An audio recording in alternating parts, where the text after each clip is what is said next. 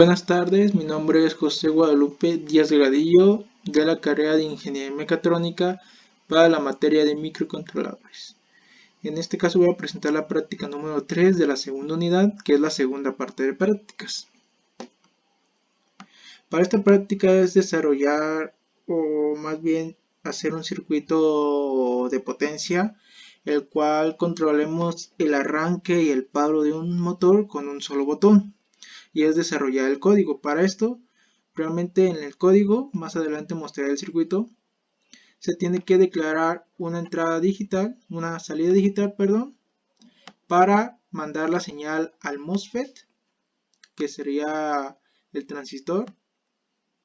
Después se declara una entrada digital, que va a ser la del botón, cada uno con su puerto correspondiente, y se declara una variable de tipo entero y es igual a 0. Esto nos ayudará más adelante en el código que ahorita les mostraré. Después nos vamos al main. Del main ponemos un while para que se repita una infinidad de veces. Entonces, en este if, si el botón declarado anteriormente es igual a 1, se cumple esta condición, entra a este otro if.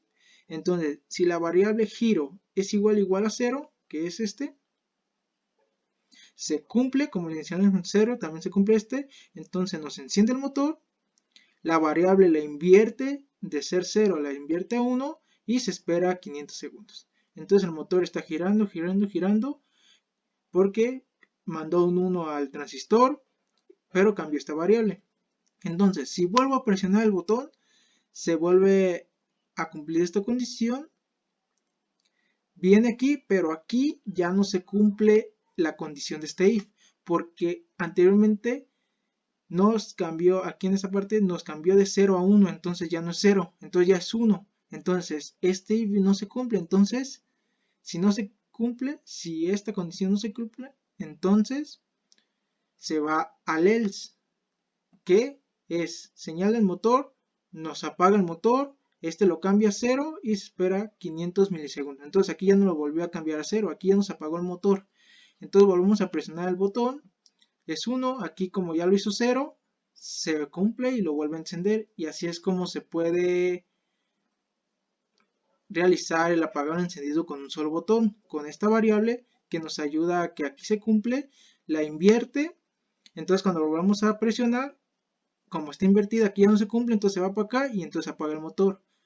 Y aquí vuelve a invertir la variable. Aquí es como si de nuevo pues colocáramos man. Entonces aquí ya vuelve a invertir.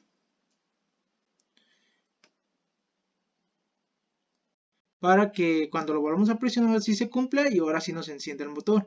Y así es como funciona este pequeño código.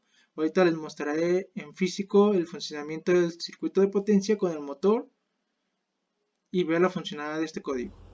Aquí ya está el circuito montado en ProtoWord. Ahí está el transistor IRFZ44N. Las resistencias que están, como no se tenía una de 10 kilos, se puso una 10 de 1 kilo. Y son las que están conectadas a las orillas del transistor. Este LED nos indica cuando el motor está parado. Está conectado a la misma señal. No está implementado en el código. Solamente está conectado a la misma señal.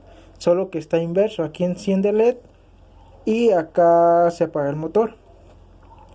Y aquí está el botón que nos permitirá controlar el arranque y el paro de este motor. El botón también está conectado a la Kinetis, al igual que la parte de señal del transistor. Ahí está el voltaje externo de una pila de 9 voltios que está conectado al motor para que pueda tener una mayor velocidad, ya que son motores que necesitan más voltaje o corriente.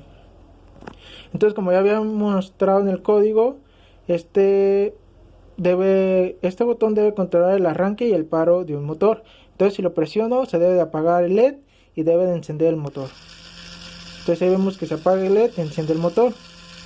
Lo suelto y debe de seguir girando hasta que no lo vuelva a presionar, se prende el LED y se apaga el motor.